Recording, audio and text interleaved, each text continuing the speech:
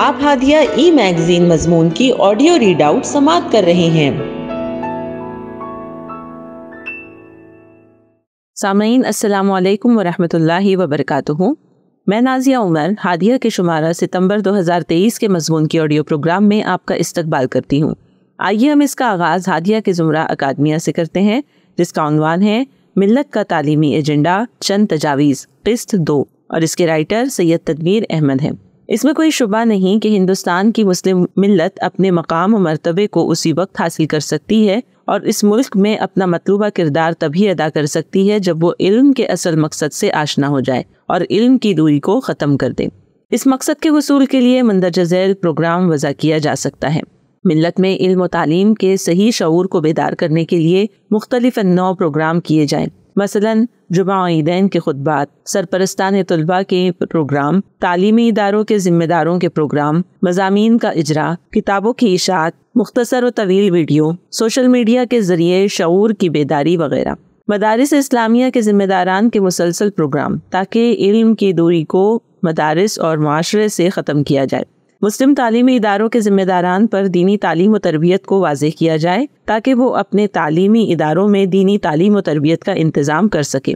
اس کے لیے ان اداروں میں خدمات انجام دے رہے اساتذہ کی تربیت کا انتظام کیا جائے تاکہ وہ دینی تعلیم و تربیت کے ہمہ جہت پروگرام جاری رکھ سکیں۔ ایسے مسلم طلباء جو ان اسکولوں میں تعلیم حاصل کر رہے ہیں، ان کے لیے جز وقتی مکاتب یا ویکینڈ اسلامی کلاسز کا انتظام کیا جائے۔ جز وقتی مکاتب کا ایک مکمل خاکہ ہولسٹک ایجوکیشن بورڈ نے ترتیب دیا ہے، جسے ذیل میں پیش کیا جا رہا ہے۔ وقت کا تقاضا ہے کہ ہندوستانی مسلمان ایک ایسے تعلیمی نظام کو اختیار کرے جو ملک کے دستوری و قانونی حدود میں رہتے ہوئے عصری و دینی علم کا حسین امتزاج پیدا کرے۔ جہاں ممکن ہو ان اسکولوں میں دینی تعلیم کا انتظام کیا جائے اور دینی مدارس میں عصری علوم کا اہتمام کیا جائے۔ اگر یہ انتظام اسکولوں اور مدارس میں ممکن نہیں ہے تو اسکولوں اور مدارس سے ہٹ کر دینی و عصری تعلیم کے مراکز قائم کیے جائیں۔ عصری اسکولوں کے طلباء کے لیے الگ سے دینی مکاتب ہوں اور دینی مدارس کے طلباء کے لیے الگ سے عصری علوم کے مراکز قائم کیے جا سکتے ہیں۔ ذیل کی سطور میں ہم ان دونوں طرح کی ضرورتوں کی تکمیل کے لیے 2 پروگراموں کا تعارف کرائیں گے۔ پہلا پروگرام، عصری اسکولوں کے لیے جز وقتی دینی مکاتب۔ موجودہ دور میں مسلم بچوں کی دینی تعلیم و تربیت ایک چیلنج بن کر ابھری ہے۔ ہمارے ملک میں مسلم طلباء 3 طرح کے اسکولوں میں تعلیم حاصل کرتے ہیں۔ ایک وہ اسکول جو حکومت کے زیر انتظام ہے، انہیں سرکاری اسکول کہا جاتا ہے۔ دوسرے وہ اسکول جو پرائیویٹ ادارے چلاتے ہیں، انہیں غیر سرکاری اسکول کہا جاتا ہے۔ غیر سرکاری اسکولوں کی 2 قسمیں ہیں۔ ایک قسم وہ ہے جسے مسلم انتظامیہ چلاتی ہے، دوسری وہ ہے جسے غیر مسلم انتظامیہ چلاتی ہے۔ تیسرے دینی مکاتب و مدارس ہیں، جہاں خاص طور پر دینی تعلیم کا اہتمام کیا جاتا ہے۔ ان تینوں طرح کے تعلیمی اداروں میں دینی تعلیم کا انتظام اور اس کی نوعیت مختلف ہے۔ اول ذکر سرکاری تعلیمی اداروں میں دینی تعلیم کا کوئی باضابطہ نظم نہیں ہوتا، اس لیے کہ دستور ہند کے مطابق سرکاری اسکولوں میں کسی مخصوص مذہب کی مذہبی تعلیم کا انتظام سرکار نہیں کر سکتی۔ البتہ طلباء کی معلومات کے لیے مذاہب کے کلچر اور عقائد کو پڑھایا جا سکتا ہے۔ ہاں، اردو بحیثیت زبان پڑھائی جاتی ہے۔ بعض سرکاری اسکولوں میں اساتذہ اپنی دلچسپی کی وجہ سے طلباء کی دینی تعلیم کا اہتمام کرتے ہیں، لیکن اس طرح کا اہتمام بہت کم سرکاری اسکولوں میں کیا جا رہا ہے۔ جن اسکولوں کو مسلم انتظامیہ چلاتی ہے، ان میں تھوڑی دینی تعلیم، دینی تصورات، اذکار، قرآنی صورتوں اور احادیث کو یاد کرا دینے کا یعنی حفظ کرا دینے کا سسٹم رائج ہے، اور اسی کو دینی تعلیم کہا جاتا ہے۔ مسلم معاشرے کے ایک طبقے میں ایسے اسکولوں کی مانگ موجود ہے جو یہ اعلان کرتے ہیں کہ ان کے اسکول میں دنیاوی اور دینی تعلیم کا معقول انتظام موجود ہے۔ اب اس طرح کے جملے اسکولوں کے اشتہارات کی زینت بن رہے ہیں۔ جن اسکولوں میں دینی تعلیم کا انتظام کیا جا رہا ہے، ہم اسے غنیمت سمجھتے ہیں، ان کی حوصلہ افزائی کرتے ہیں اور انتظامیہ کے ان اقدامات کو سراہتے ہیں۔ تاہم ہمیں اس سسٹم کی کمزوری کو بھی سمجھنا چاہیے۔ جن اقدامات کو یہ اسکول دین اور دنیا کی تعلیم کا حسین امتزاج قرار دیتے ہیں، وہاں دینی تعلیم کا انتظام زیادہ تر حفظ کو محور بنا کر ہی اختیار کیا جاتا ہے۔ دینی تعلیم کی اصل روایات میں تحفیظ قرآن اور حافظے کو اصل اہمیت حاصل نہیں ہے، بلکہ اصل اہمیت تزکیات، تربیت، فہم و معرفت کے پہلوؤں کو حاصل کرنے کی ہے، جو ایک جداگانہ تدریسی اور تربیتی نظام چاہتا ہے۔ افسوس کہ یہ نظام موجودہ تعلیمی روایات سے مفقود ہو گیا ہے۔ اسکولوں اور مدارس کی درجہ بندی میں ایک گروپ دینی مدارس کا بھی ہے۔ اسلامی تعلیمی نظریے کے تحت دینی مدارس کی اہمیت سیکولر تعلیم کا انتظام کر رہے اسکولوں سے زیادہ ہونی چاہیے، اس لیے کہ علم کے ایک بنیادی مقصد یعنی معرفت الہی کی تعلیم کا انتظام ان مدارس میں اسکولوں کی بنسبت قدرے بہتر ہوتا ہے۔ دینی مدارس میں تعلیم حاصل کرنے والے طلباء علم کی دوری کا شکار ہیں۔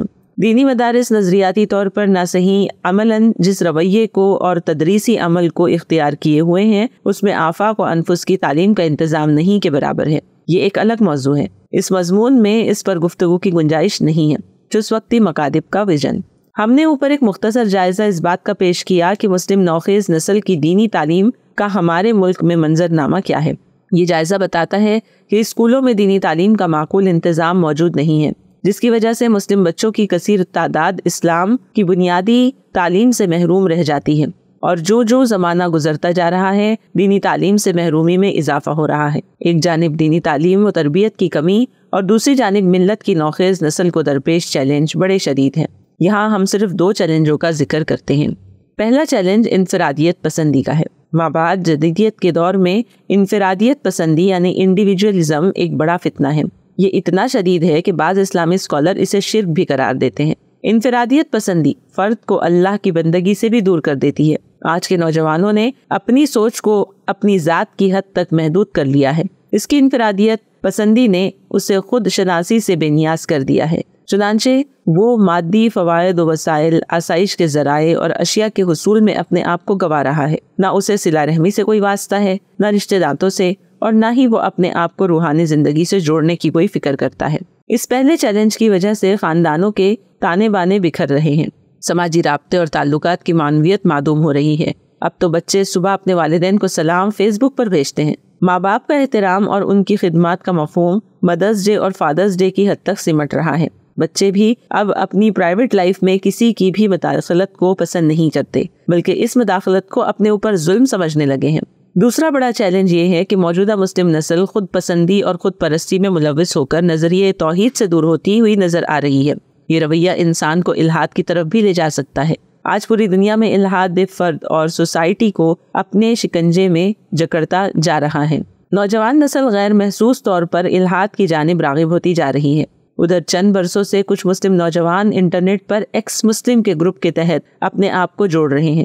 اعلانیہ طور پر تو چند نوجوان ہی ایسے گروپوں میں شامل ہو رہے ہیں، لیکن تعلیم یافتہ مسلم نوجوانوں کی اچھی خاصی تعداد الحاد کی طرف شعوری یا غیر شعوری طور پر مائل ہو رہی ہے۔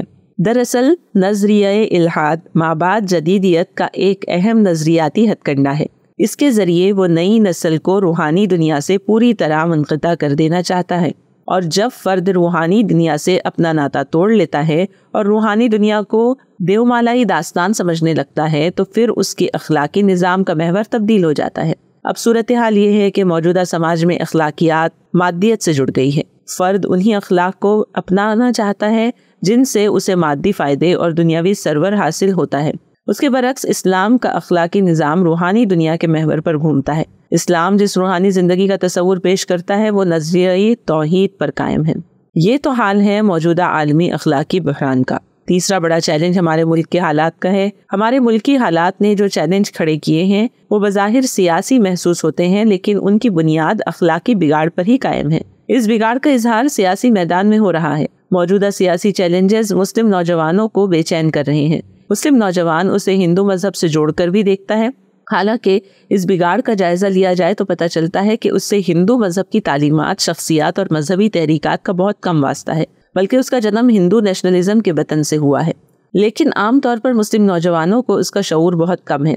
ہندو نیشنلزم کے موجودہ رویے میں اخلاقی بگاڑ اور مادہ پرستی کا اثر بخوبی دیکھنے کو ملتا ہے۔ مادہ پرستی ہی فرد میں یہ شوق اور اکساہٹ پیدا کرتی ہے کہ ہر ممکن ذریعے کا استعمال کر کے طاقت و قوت اور راحت و سرور حاصل کیا جائے۔ چنانچہ سماج میں اکثریت اب اس مرض کا شکار ہو چکی ہے۔ اس لیے مسلم اذہان کو ایسا محسوس ہوتا ہے کہ اس ملک کا ہندو طبقہ ان کا خیر خواہ نہیں ہے۔ یہ ایک چیلنج ہے جو غلط فہمی کی بنیاد پر پیدا ہوا ہے، جس کا ازالہ تعلیم و تربیت سے ہی کیا جا سکتا ہے، اور اس چیلنج کا مقابلہ مسلم نوجوان اپنے بنیادی کردار میں تبدیلی پیدا کر کے ہی کر سکتے ہیں۔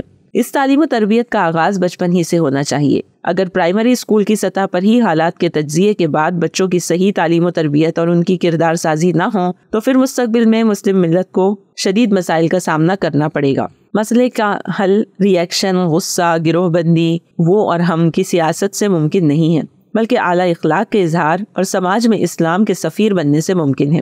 ایک اور ذیلی چیلنج اسلاموفوبیا کا ہے۔ اسلاموفوبیا طلباء کو بھی متاثر کر رہا ہے۔ اب اسکولوں میں ایسی حرکات و سکنات دیکھنے میں آتی ہیں جو مسلم طلباء کو کبھی مایوس بھی کرتی ہے اور کبھی ان کے جذبات بھی بھڑکاتی ہیں۔ آئے دن ایسے واقعات ہمارے اسکولوں میں ہو رہے ہیں۔ ان چیلنجز کے پس منظر میں ہمیں ایک متوازن، باہمت، ذہین، باشعور اور نظریہ توحید کا ادراک رکھنے والی نسل کو تیار کرنا ہے۔ یہ کام محض طلباء کو عبادات کے لیے تیار کرنے سے پورا نہیں ہوگا۔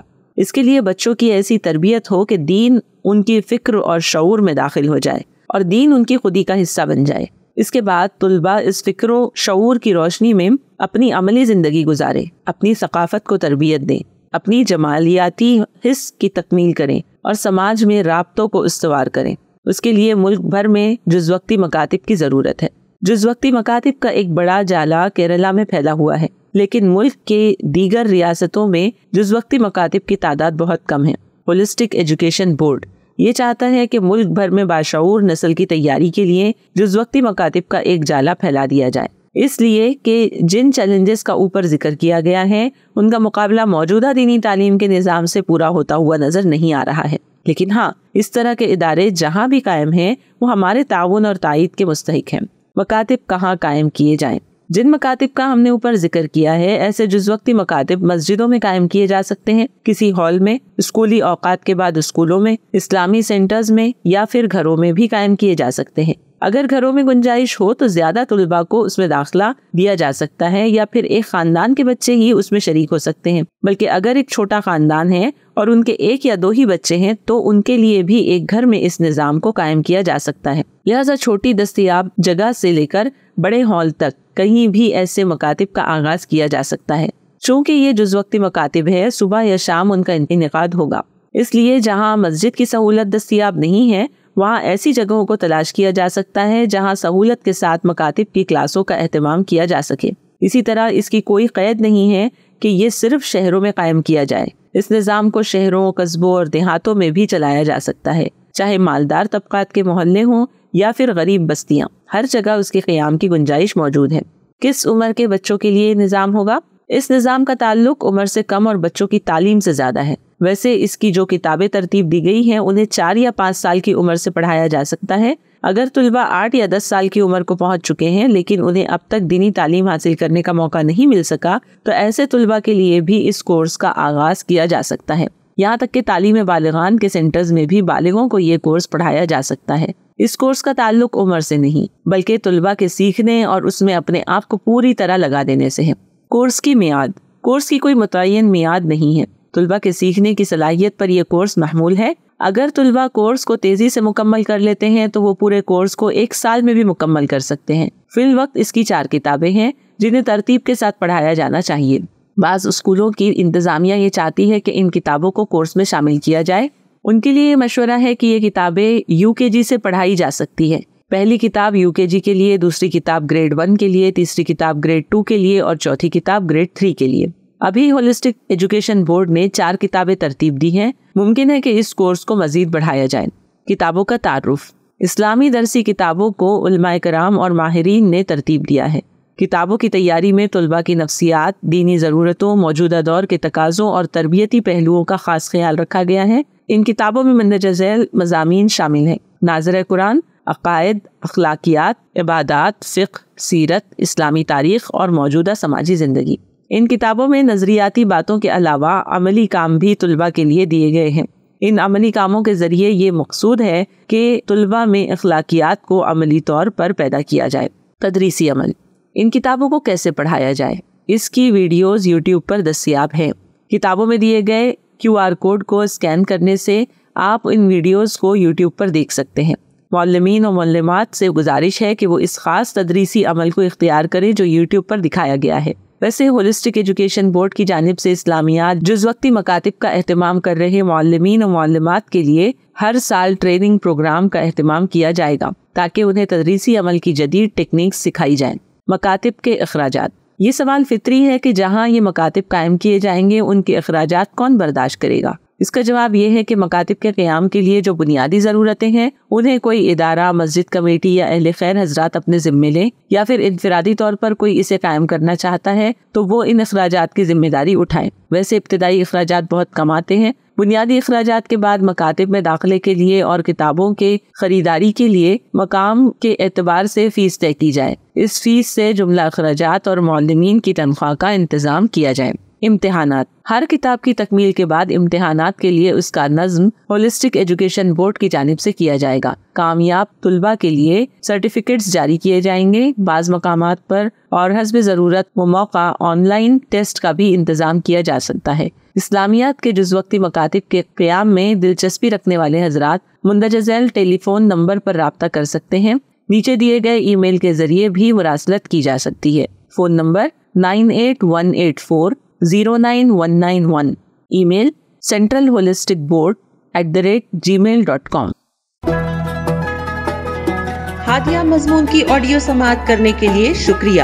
امید ہے کہ آپ کو پسند آیا ہوگا۔ ہمیں آپ کے مشورے کا انتظار رہے گا۔ اپنا مشورہ، تبصرہ اور مضامین editor@hadia.in پر ارسال کریں اور ہادیہ ای میگزین کے مضامین کو پڑھنے کے لیے ویب سائٹ www.hadia.in سبسکرائب کریں۔ انشاءاللہ ہم اگلے ہادیہ ای میگزین کے شمارے سے دلچسپ مضامین کی آڈیو لے کر حاضر ہوں گے۔ تب تک کے لیے اجازت۔ اللہ حافظ۔